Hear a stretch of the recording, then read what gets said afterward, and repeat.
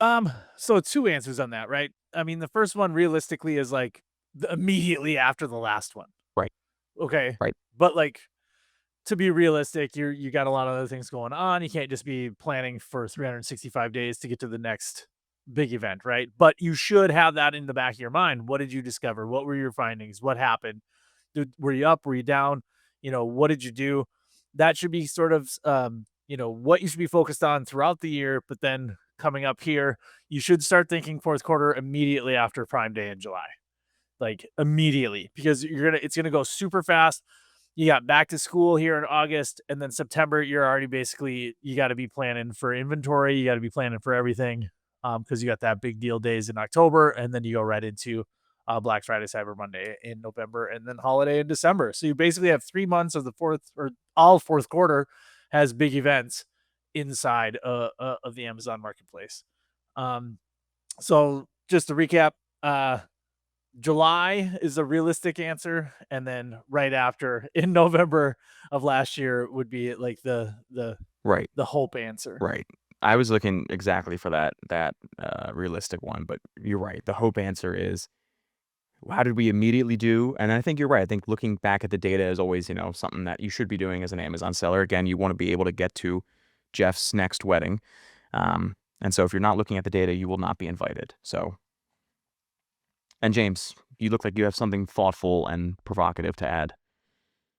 Yeah, I guess so.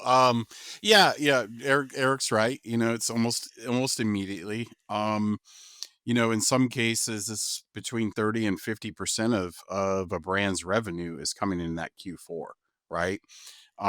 So not only are you looking at data, you're also looking at, are you up for the year? Are you down for the year? Right? How are you going to make up margin, and how are you going to maybe explode in growth? Right? Those are kind of Hmm. the two questions that you're going to be answering. Um, so yeah, it's immediate, right? And I think any good seller or good brand manager is already, like Eric said, November. So after the event, so after Black Friday, Cyber Monday, so in December, you're already keeping that in the back of your head, right? What worked, what didn't work the past year, or throughout the year, what worked, what didn't work based off the data. So it's just it's never ending. But there are certain times and days that you have to have, like Eric said, inventory in. But also these days you got to really, submit your deals early to fix the errors that could possibly happen. So yeah, it's definitely all hands on deck right after July Prime Right, for Q3, Q4. right. And what I've heard in the past, and maybe this isn't true, maybe you guys can enlighten me here, but what I've heard in the past too is that you shouldn't be looking towards these events like Prime Day and like Q4 or Black Friday specifically, as a way to make up lost revenue from the what your goal was. Like if you set a goal of we should be doing 1 million, they shouldn't. And then then you say, okay, we should be doing 1 million before we get to Q4, and all of a sudden you're at 750,000. You shouldn't be saying, okay, well we can make it all up in quarter four. Am I making sense with that question? Is Q4, should that be looked at as, hey, we're behind this year. We can just use this to drive, to make up our lost revenue. Well, you should always be thinking that, right? I think throughout the year, you're always month over month, or in some cases week over week, depending on the client, always are thinking, hey, how do we do better? If you are down, whether it's because of loss of inventory, your production, whatever the case may be, and let's say you are down for the year, that potentially is a good, you know, we really don't have a choice because you got to make it up in Q3, Q4 anyway, right? But what else should you be doing at that point? But yeah, I think it's a great place to either make up numbers, or to really kill it. Let's say the client, his expectations is 20% growth, and you're at 10% at the beginning of Q3. How do you make up that additional 10? Right? Or how do you get a stretch of maybe 25%?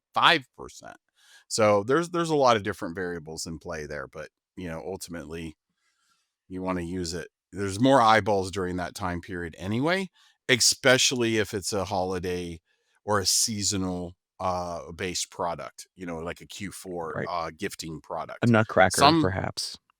Yeah, different clients, obviously you selling yard equipment or that's the season's ended, right? That Q4 Right. was this past prime essentially. You Right. know what I mean? So really understanding when your seasonality is and it could be your seasonality starts in January. So how do you get that push going into the new year, right? So yeah, so there's a lot of good strategies you can put in play. Okay. Speaking of, unless Eric, you have something to add in there. I always got something to say, Eric always like has we can. something to lay out for us. Yeah. I mean, like Black Friday, the reason why it's Black Friday, obviously everybody knows you're the first time in the year that you become black. Instead of being Mhm. in the red all year round, Black Friday, getting your books in the black, right? Right. So going back to my earlier response of saying like, hey, you should be thinking about Black Friday, Cyber Monday, the day after the Black Friday and Cyber Monday of last year, right? Because what's going to happen there? Because like if you're trying to make up margin, you're not going to be able to make up margin in Black Friday, Cyber Monday because everybody expects you to be on discount. So you're going to actually lose margin.